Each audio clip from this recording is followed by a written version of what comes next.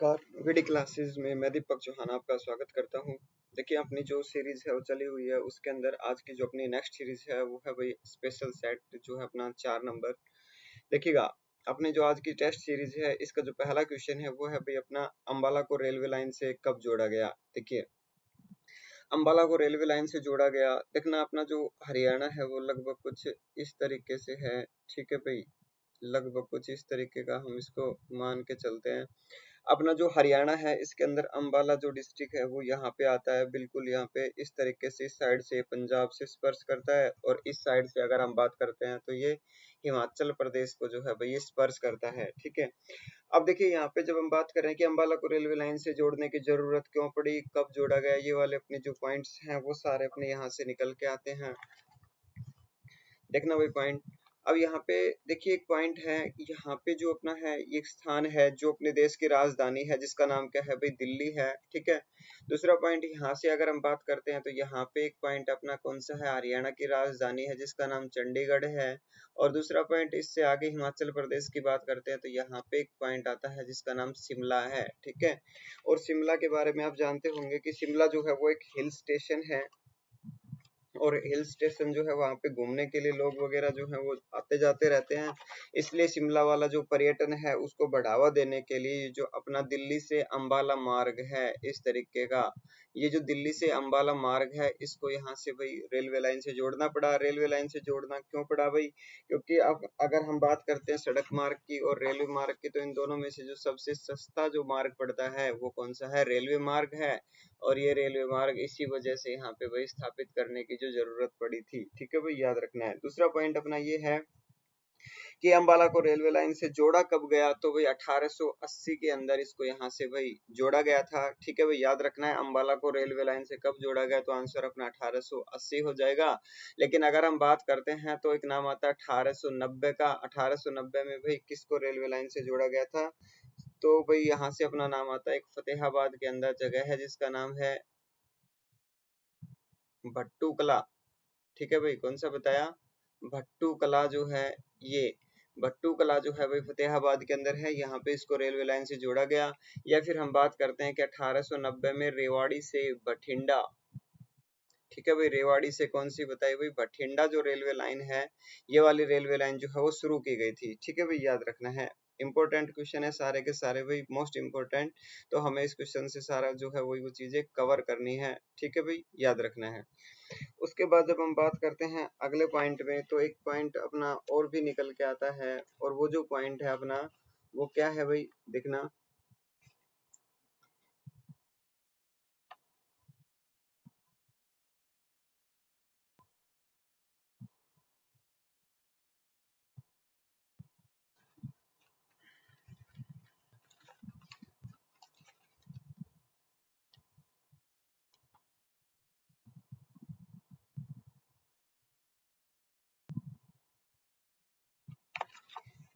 देखिए, अपने जो अगले पॉइंट हैं वो पॉइंट्स क्या क्या है, सुनना भाई। अब यहाँ पे हम बात कर रहे हैं, तो ये जो हमने बात की अभी, रेवाड़ी से बठिंडा रेलवे लाइन, इस पे एक स्थान आता है भट्टू कला। इस भट्टू कला जो है, ये भट्टू कला फेमस क्यों है, इसके बारे में हमें दो चार चीजें जो है वो सीखनी है।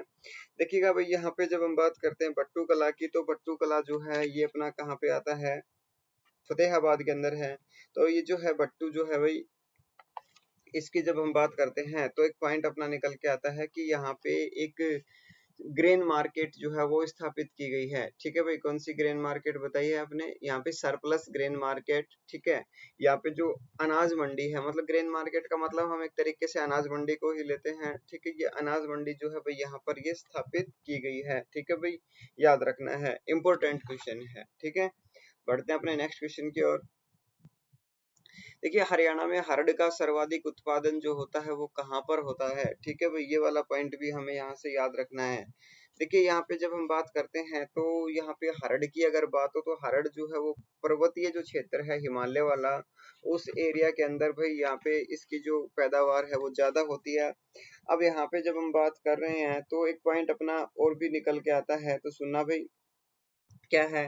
देखिए, हरड़ की अगर बात हो अपने पास, ठीक है, किसकी बात बताई भाई, हरड़ की।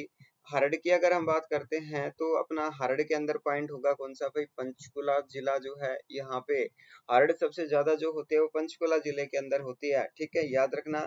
वैसे अगर हम बात करते हैं इलेक्ट्रॉनिक्स चीजों के लिए, कौन सी चीजें बताई भाई, इलेक्ट्रॉनिक्स चीजों के लिए, जो इलेक्ट्रॉनिक्स चीजें हैं उन चीजों के लिए भी जो अपना प्रसिद्ध जिला है वो कौन सा है, ये भी अपना पंचकुला जिला है, ठीक है भाई, याद रखना है। दूसरे पॉइंट में अगर हम बात करते हैं गन्ना सर्वाधिक जो होता है वो कहाँ पे होता है, तो भाई गन्ना की अगर हम बात करते हैं तो वो यमुनानगर के अंदर होता है। और कुरुक्षेत्र की अगर हम बात करते हैं तो आलू और शकरकंद जो है, आलू और शकरकंद जो है, ये वाली जो सबसे ज्यादा होते हैं वो कहाँ पे होते हैं भाई, अपनी कुरुक्षेत्र जिले के अंदर होती है।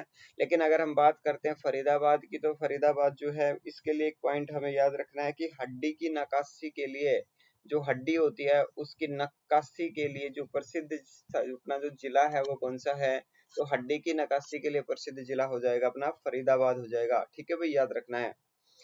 इस क्वेश्चन से हमें इतनी चीजें सीखनी है। देख रहे हैं हमने जो क्वेश्चन सिलेक्ट किया है उसके अंदर बहुत सारे क्वेश्चन एक क्वेश्चन से हम निकाल रहे हैं, ठीक है भाई, बढ़िया बढ़िया क्वेश्चन जो है सारे क्वेश्चन अपने हैं।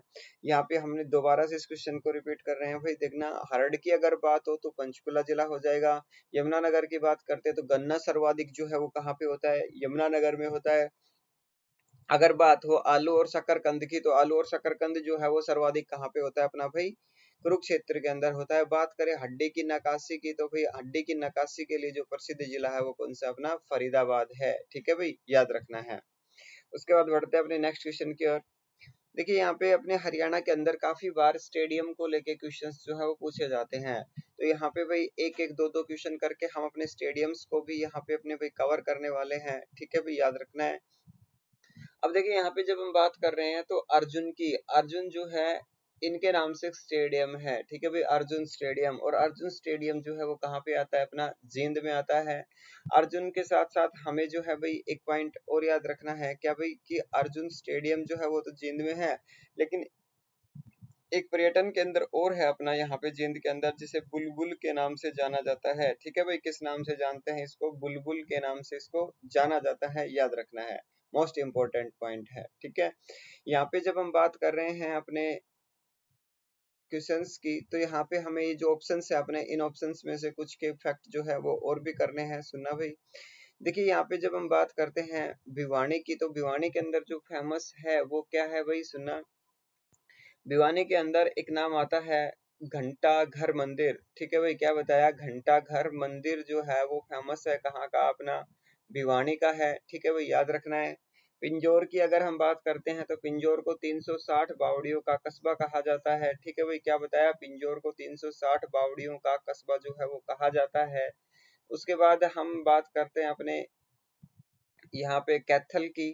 कैथल जो है यहाँ पे काफी बार जो है एक फैक्ट निकल के आता है, वो क्या है भाई, कि जो रजिया सुल्तान है, ठीक है भाई, क्या बताया, रजिया सुल्तान, ठीक है, रजिया सुल्तान का जो मकबरा है वो कहाँ पे आता है, अपना कैथल के अंदर आता है, ठीक है भाई, याद रखना है, रजिया सुल्तान का जो मकबरा है वो कहाँ पे है, कैथल में है, ठीक है, याद रखना है। इतने पॉइंट जो है हमें इस क्वेश्चन से जो है भाई वो करने हैं, ठीक है। बढ़ते अपने नेक्स्ट क्वेश्चन की ओर। नेक्स्ट क्वेश्चन में अगर हम बात करते हैं तो एक पॉइंट अपना निकल के आता है भाई, हेमचंद्र विक्रमादित्य, हेमचंद्र विक्रमादित्य जो है इनके बारे में आप सभी ने सुना होगा, कौन थे भाई ये, ठीक है। देखिए हम बात करते हैं हेमचंद्र विक्रमादित्य की, तो एक नाम आता है हिंद, यानी कि जो अपनी दिल्ली दिल्ली राजगद्दी है, दिल्ली राजगद्दी पर बैठने वाले जो अंतिम हिंदू सम्राट थे वो कौन थे भाई, हेमचंद्र विक्रमादित्य थे, ठीक है, याद रखना है। अब यहाँ पे जब हम हेमचंद्र विक्रमादित्य की बात करते हैं तो इनको हेमू के नाम से भी जाना जाता है, ठीक है भाई, हेमू के नाम से भी इनको जाना जाता है। लेकिन इनके बारे में यहाँ पे क्वेश्चन जो दिया गया है वो क्या है, कि ये हिंदू सम्राट, अंतिम हिंदू सम्राट जो बने थे उससे पहले उन्होंने कौन से वंश की सेना के अंदर एक सैनिक के रूप में कार्य किया, ये वाला पॉइंट अपना निकलता है, ठीक है। दिखेगा यहाँ पे जब हम इस क्वेश्चन की बात करते हैं तो इस क्वेश्चन का जो आंसर है वो आता है गुप्त वंश की सेना में, ठीक है भाई, कौन से वंश की सेना के अंदर इन्होंने काम किया था, तो गुप्त वंश की सेना में इन्होंने काम किया। दूसरे पॉइंट में हमने यहाँ पे जो ऑप्शन डाले हैं उनकी जब हम बात करते हैं तो एक पॉइंट निकलता है किसका भाई, समरू बेगम का। समरू बेगम की सेना में जो कार्य किया था वो किसने किया था भाई, जॉर्ज थॉमस ने किया था, ठीक है, याद रखना है, ये वाला पॉइंट भी अपना इम्पोर्टेंट है कि जॉर्ज थॉमस ने बतौर सैनिक जो है या सेनापति के रूप में भी उन्होंने उसमें काम किया था। तो वो कौन किसकी सेना थी भाई? समरू बेगम की सेना थी। लेकिन अगर बात करते सूर्यवंश की सेना, तो सूर्यवंश की सेना के अंदर जो काम किया था वो किसने किया था? तो यहाँ पे जो नाम आता है, ये नाम आता है भाई किसका? टोडरमल का। और ये जो टोडरमल है, ये वही टोडरमल है जो आगे चल के बाद में भाई किसका? अकबर का जो है भाई ये क्या बना था? जो कोष अधिकारी है, आर्थिक या वित्त मंत्री है, वो था ये। ठीक है, यही वो टोडरमल है जो सूर्यवंश की सेना में पहले कार्य करता था। उसके बाद फिर ये जाके अकबर की सेना के अंदर क्या हुआ था भाई? जो वित्त मंत्री है वो बना था। ठीक है, याद रखना है। उसके बाद हम बात करें नेक्स्ट क्वेश्चन की। काबुली बाग प्रसिद्ध स्थल किस युद्ध के बाद बना? ठीक है, देखना भाई, सबसे पहले हमें ये पता होना चाहिए कि काबुली बाग जो है ये बनवाया किसने था? तो काबुली बाग जो बनवाया था वो किसने बनवाया था भाई? बाबर ने बनवाया। ठीक है भाई, किसने बनवाया? बाबर ने बनवाया था। दूसरे पॉइंट में अब देखिए, हम इन युद्धों की अगर बात करें तो इन युद्ध में जो बाबर का संबंध है वो पानीपत के प्रथम युद्ध से है। ठीक है भाई, कौन से युद्ध से है? बाबर का संबंध पानीपत के प्रथम युद्ध से, क्योंकि बाबर वर्सेस इब्राहिम लोदी जो है वो दोनों आमने सामने जो भिड़े थे, वो कौन से युद्ध में भिड़े थे? यहाँ पे भाई पानीपत के पहले युद्ध में, और बाबर जो है वो इसमें विजय हुआ था। दूसरा पॉइंट, बाबर ने इस युद्ध के बाद यहाँ पे अपनी बेगम थी एक, जिसका नाम था काबुली मुशम्मत। ठीक है भाई, क्या नाम बताया? काबुली मुशम्मत। इस बेगम की याद के अंदर यहाँ पे भाई एक मस्जिद बनवाई है, या फिर काबुली बाग जो है ये स्थापित करवाया है। ये जो आता है तो भाई कौन से युद्ध से संबंधित हो जाएगा? पानीपत के प्रथम युद्ध से संबंधित हो जाएगा। लेकिन अगर हम बात करते हैं यहाँ पे तीसरे युद्ध से, तो तीसरे अम्ब से, ये जो तीसरा वाला जो है इससे रिलेटेड जो पॉइंट आता है वो काला अम्ब का आता है। ठीक है भाई, किसका आता है? काला अम्ब का। और ये जो काला अम्ब है ये पर्यटन स्थल है। ठीक है भाई, याद रखना, काला अम्ब पर्यटन स्थल जो है वो कहाँ पे है? पानीपत के अंदर, और ये तीसरे युद्ध के बाद की घटना है। ठीक है भाई, याद रखना है। उसके बाद नेक्स्ट में अगर बात करते हैं तो एक पॉइंट निकल के आता है कि निम्न में से किस तीर्थ को कुरुक्षेत्र का दक्षिणी द्वार जो है वो कहा जाता है? ठीक है भाई, किस तीर्थ को कहा जाता है भाई कुरुक्षेत्र का दक्षिणी द्वार? देखना, यहाँ पे जब हम बात करते हैं कुरुक्षेत्र के दक्षिणी द्वार की, तो ये वाला जो द्वार है ये रामराय तीर्थ है। ठीक है भाई, किसे कहा जाता है? रामराय तीर्थ को कहा जाता है। और रामराय तीर्थ जो है अपना, ये रामराय तीर्थ कौन से जिले के अंदर आता है? ये चीज याद रखनी है। तो भाई ये जींद जिले के अंदर आता है, याद रखना है। कुरुक्षेत्र जिले का तो ये दक्षिणी द्वार कहा जाता है, लेकिन यहाँ पे ये है कहाँ पे भाई? जींद के अंदर है। ठीक है, याद रखना है। दूसरे पॉइंट में जब हम बात करते हैं तो ये जो रामराय तीर्थ है ये किस ऋषि से संबंधित है? तो भाई ये परशुराम से संबंधित है। ठीक है भाई, किससे संबंधित है? ये परशुराम से संबंधित है, याद रखना है। दूसरे पॉइंट में अगर हम बात करते हैं तो एक पॉइंट और भी यहाँ पे हमें देखना है कि जो रामराय तीर्थ है यहाँ पे वनवास के दौरान, ठीक है भाई, वनवास के दौरान मानते हैं कि जो भगवान राम है वो भी यहाँ पर आए थे। ठीक है भाई, भगवान राम जो है वो भी यहाँ पर आए थे। तो ये वाली इस तीर्थ को लेके मानता है। ठीक है भाई, याद रखना है। दूसरे पॉइंट में जब हम बात कर रहे हैं तो यहाँ पे हम पॉइंट लेते हैं कौन से तीर्थ का भी? हटकेश्वर तीर्थ का। हटकेश्वर तीर्थ जो है ये वाला भी अपना कहाँ पे है? जींद के अंदर है। ठीक है भाई, हटकेश्वर तीर्थ जो है वो भी कहाँ पे है? जींद में है। यहाँ पे जो पॉइंट है इम्पोर्टेंट क्या है भाई कि कौरवों के द्वारा, ठीक है भाई, कौरव जो थे उन्होंने यहाँ पे 5 कुएं खुदवाए थे, और वो 5 कुएं जो है वो कहाँ पे है भाई? अपने हटकेश्वर तीर्थ के पास है। ठीक है भाई, याद रखना है। दूसरे पॉइंट में जब हम बात करते हैं तो हटकेश्वर तीर्थ पे एक नाम आता है यक्ष। ठीक है भाई, यक्ष। यक्ष की जो 10 फीट ऊंची प्रतिमा है, ठीक है भाई, 10 फीट ऊंची जो मूर्ति है वो मूर्ति कहाँ पे है अपनी भाई? हटकेश्वर तीर्थ पे है। ये चीज हमें यहाँ से याद रखनी है। उसके बाद नेक्स्ट जो अपना है वो है तिरखु तीर्थ।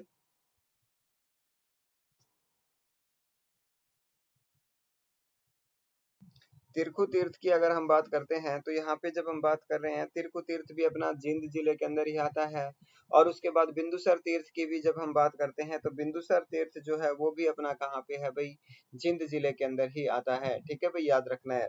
इसके बाद जब हम बात करते हैं तो एक पॉइंट निकलता है कि जो बिंदुसर तीर्थ है ये कौन से ऋषि का तपस्या स्थल है? ठीक है भाई, ये जो है आपने नाम सुना होगा, एक नाम आता है करदम ऋषि। ठीक है भाई, कौन से ऋषि बताए हैं? करदम ऋषि जो है, इन करदम ऋषि ने यहाँ पे भाई तपस्या की थी। ठीक है, उनकी जो तपोस्थली है ये कौन सी है भाई? अपनी ये बिंदुसर तीर्थ है, ठीक है, याद रखना है।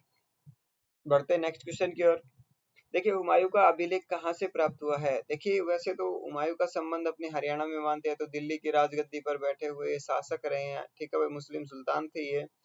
दूसरे पॉइंट में जब हम बात करते हैं कि इनका एक अभिलेख जो प्राप्त हुआ है वो कहाँ से हुआ है, तो भाई ये अभिलेख जो प्राप्त हुआ वो फतेहाबाद से हुआ है, ठीक है भाई, याद रखना है।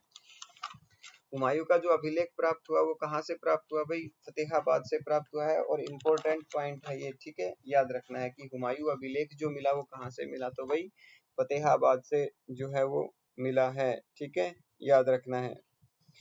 उसके बाद जब हम बात करते हैं तो अपना नेक्स्ट क्वेश्चन अपने सामने आता है, और नेक्स्ट क्वेश्चन की जब हम बात करते हैं तो भाई पॉइंट आते हैं अपने सामने, देखना।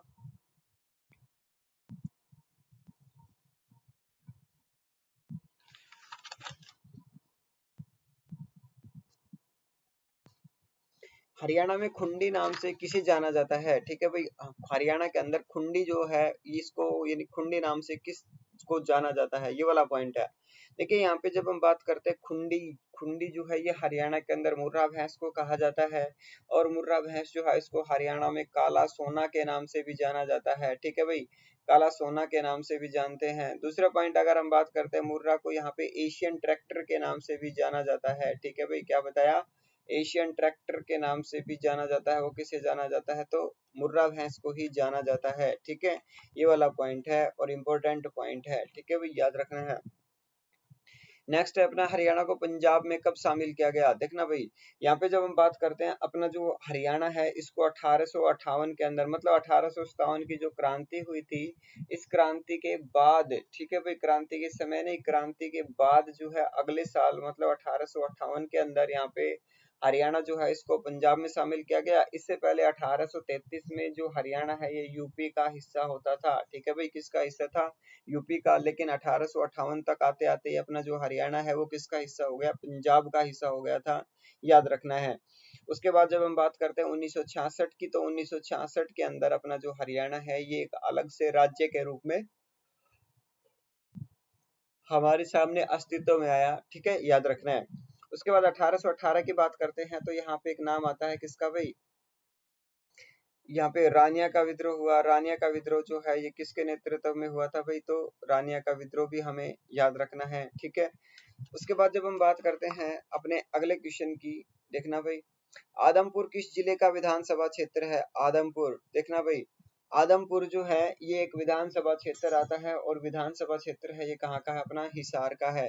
देखिए विधानसभा क्षेत्र से लेके अपने यहाँ पे काफी बार क्वेश्चंस पूछे जाते हैं, तो इसलिए हम अपने जो विधानसभा क्षेत्र है इनको भी धीरे धीरे करके अपने सारे प्रैक्टिस सेट्स के अंदर कवर करते चलेंगे, तो भाई अपनी क्लास को ध्यान से देखते चलना। उसके बाद नेक्स्ट है अपना भाई, अग्रोहा कौन से राष्ट्रीय राजमार्ग पर स्थित है, ठीक है, देखना भाई। अब यहाँ पे बात करते हैं तो ये जो अपने जो नेशनल हाईवे है अग्रोहा जो है वो नेशनल हाईवे नंबर 9 पे है, लेकिन हमें ये पता होना चाहिए कि भाई 54, 52 और 152 जो हमने ऑप्शन दिए हैं ये जो है ये कहाँ कहाँ से मतलब जो है, या फिर ये जो है नेशनल हाईवे मुख्य स्थानों को कौन से को जोड़ते हैं, ये चीजें हमें पता होनी चाहिए, ठीक है। जैसे 54 की बात करते हैं तो 54 जो है ये डबवाली से लेके जीरकपुर तक जाता है, ठीक है भाई, ये डबवाली से लेके कहाँ जाता है, जीरकपुर तक जाता है, कौन सा नेशनल हाईवे भाई, 54, ठीक है। 52 की बात करते हैं तो ये राजस्थान के अंदर एक जगह है जिसका नाम पाली है, पाली से लेके जींद के नरवाना तक आता है, ठीक है भाई, याद रखना है।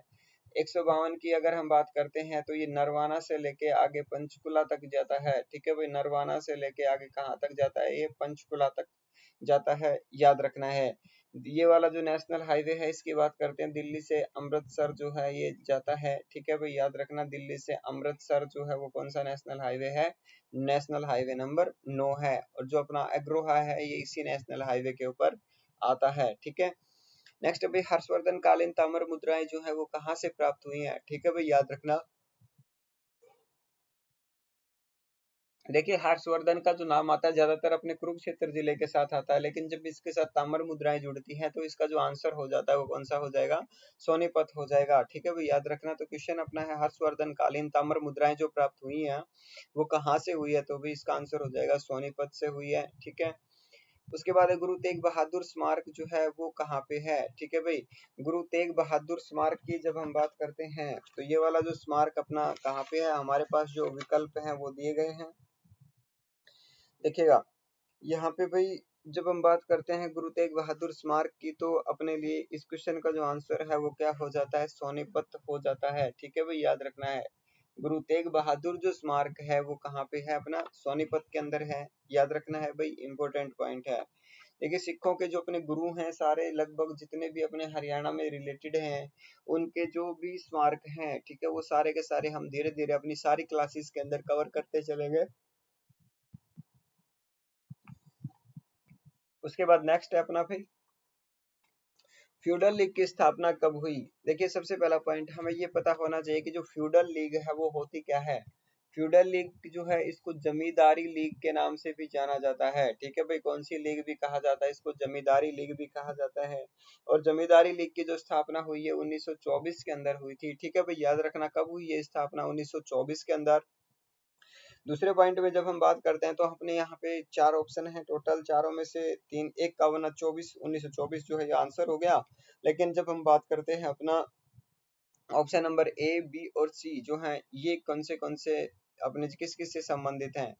1927 की बात करते हैं तो 1927 में क्या हुआ था, जो अपने सर ये है अपने छोटू राम हैं, इनको क्या हुए थे, अंग्राय बहादुर की उपाधि जो है वो प्राप्त हुई थी, ठीक है भाई। 1927 में इनको कौन सी उपाधि मिली थी, तो भाई राय बहादुर की उपाधि मिली थी, ठीक है, याद रखना है। दूसरे पॉइंट में जब हम बात करते हैं तो अपना 1937 है, 1937 के अंदर इनको सर की उपाधि मिली, ठीक है भाई, सर जो है ये सर की उपाधि मिली है 1937 के अंदर। और 1938 के अंदर जब हम बात करते हैं तो इन्होंने मार्केटिंग बोर्ड की स्थापना की थी, ठीक है भाई, किसकी स्थापना की है, इन्होंने मार्केटिंग बोर्ड की स्थापना की है। और ये वाला पॉइंट जो है भाई एग्जाम्स में पूछे जाने वाले पॉइंट हैं, याद रखना है, मोस्ट इंपोर्टेंट पॉइंट्स के अंदर हम इनको काउंट करके चलते हैं, ठीक है। उसके बाद नेक्स्ट है भाई अपना, हरियाणा में हिलना पत्थर कहाँ पाया जाता है, देखना भाई। हिलना पत्थर की अगर बात करें तो ये चरखे दादरी के अंदर पाया जाता है। और चरखे दादरी के अंदर भी कहाँ पे भाई, एक गांव है, गांव का नाम है कलियाणा गांव, ठीक है भाई, कौन सा गांव बताया, कलियाणा गांव, इसके अंदर हिलना पत्थर जो है वो पाया जाता है। दूसरा पॉइंट, ना केवल हरियाणा में अपितु सारे भारत के अंदर, ठीक है भाई, पूरे भारत के अंदर ये वाला जो पत्थर है हिलना पत्थर, वो केवल और केवल कलियाणा गांव के अंदर ही पाया जाता है। वैसे अगर हम संसार की बात करें,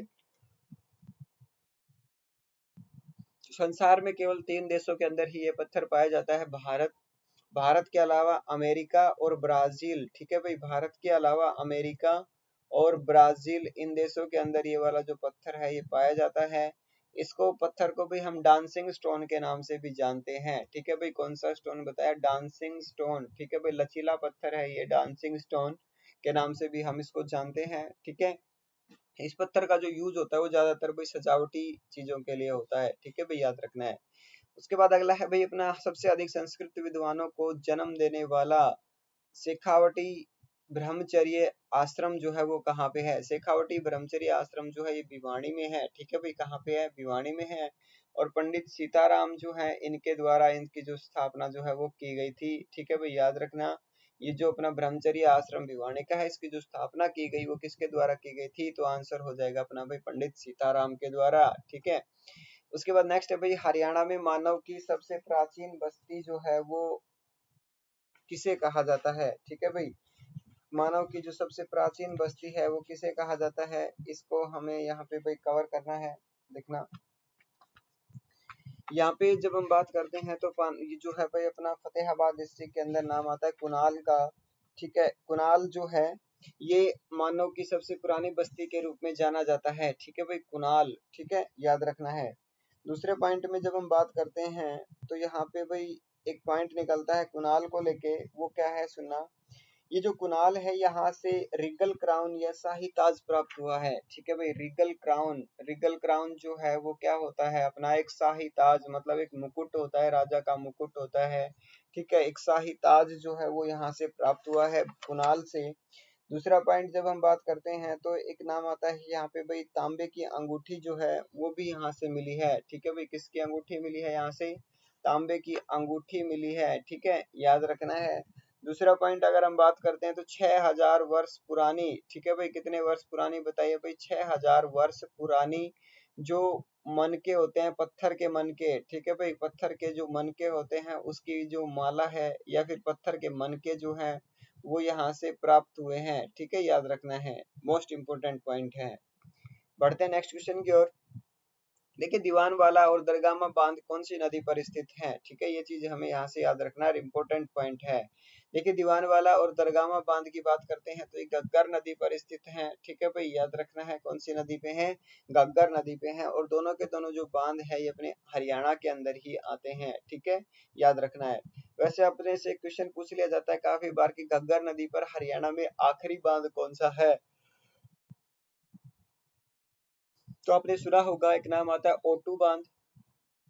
कौन सा बताया भाई, ओटू बांध, ये है, इसी को ही हरियाणा में वियराज बांध के नाम से भी जाना जाता है।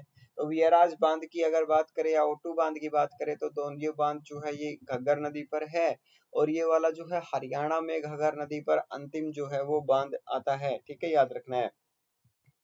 उसके बाद है भाई अपना जॉर्ज थॉमस का जो निवास स्थान है जहाज कोठी वो कहाँ पर स्थित है, देखना भाई, ये जो है जहाज कोठी इसको क्यों कहा जाता था, देखना भाई, यहाँ पे जो जॉर्ज थॉमस है इनको पहले भाई क्या था कि जो ये जहाज है ये जॉर्ज वर्ड से निकल के आया है, तो इसको जहाज साहब के नाम से जानते थे जॉर्ज थॉमस को, और इनका जो निवास है उसको फिर कालांतर में उसको जहाज कोठी जो है वो कहा जाने लगा, और ये जो जहाज कोठी है वो अपनी कहाँ पे है, हिसार के अंदर है, याद रखना है। दूसरा पॉइंट अपने बात करते हैं तो जॉर्ज थॉमस ने हिसार के अंदर एक स्थान है अपना हांसी, हांसी को अपनी राजधानी भी बनाया था, ठीक है भाई, याद रखना, हांसी को अपनी क्या बनाया था, राजधानी भी इन्होंने बनाया था, याद रखना है, ठीक है। बढ़ते हैं नेक्स्ट क्वेश्चन की ओर। देखिए यहाँ पे अपने जो हरियाणा है, हरियाणा के अंदर जितने भी पर्यटन केंद्र हैं सारे के सारे लगभग पक्षियों के नाम से है, तो यहाँ से भाई हमें धीरे धीरे करके अपने सारे पर्यटन केंद्र जो है वो कवर करने वाले हैं, ठीक है। यहाँ पे देखना भाई आज की जो क्लास में हमने पर्यटन केंद्र डाले हैं वो कौन से हैं। सबसे पहले तो हमें अपने क्वेश्चन का आंसर करना है कि जो सोनीपत में है वो कौन सा है, तो भाई चकोर जो पर्यटन केंद्र है वो अपना सोनीपत के अंदर है। लेकिन डैरंगो की बात करते हैं तो डैरंगो जो है वो अपना चरखी दादरी के अंदर आता है, ठीक है भाई, डैरंगो जो है वो चरखी दादरी में है। बुलबुल की अगर बात करते हैं तो जींद में है, और बैया या रेड रोबिन की बात करते हैं, ठीक है भाई, बैया या रेड रोबिन की अगर हम बात करते हैं तो ये वाला जो पर्यटन केंद्र है दोनों के दोनों ये कहाँ पे आते हैं, अपने भाई भिवानी के अंदर है, ठीक है भाई, कहाँ पे है, भिवानी में है, ठीक है भाई, याद रखना है। दूसरा पॉइंट जब हम बात कर रहे हैं तो अपने भाई बात सुनना। देखिए अपना जो चैनल है ये वीडी क्लासेस के नाम से है, और अपना जो इसके नाम से टेलीग्राम चैनल और यूट्यूब चैनल जो है दोनों यहाँ पे भाई हमने इसके लिंक दिए हुए हैं। देखने अपनी जो क्लासें हैं या फिर अपना जो सिलेक्शन है, सिलेक्शन लेने के लिए हम जो है भाई अपनी इस क्लास को फॉलो करना होगा, सब्सक्राइब शेयर जरूर करना होगा, ठीक है। अपनी जो क्लास है मोस्ट इंपोर्टेंट क्लास है, सारा का सारा कंटेंट जो है अपनी एचएसएससी हरियाणा पुलिस या एचएसएससी सीईटी या हरियाणा ग्रुप डी जो है इन सभी को ध्यान में रखते हुए हमने इस क्लास के अंदर जितना भी पोर्शन कवर किया है वो पोर्शन अच्छा कवर किया है, ठीक है भाई। तो अपनी क्लास से जुड़े रहना भाई, ठीक है। आज के लिए इतना ही, थैंक यू।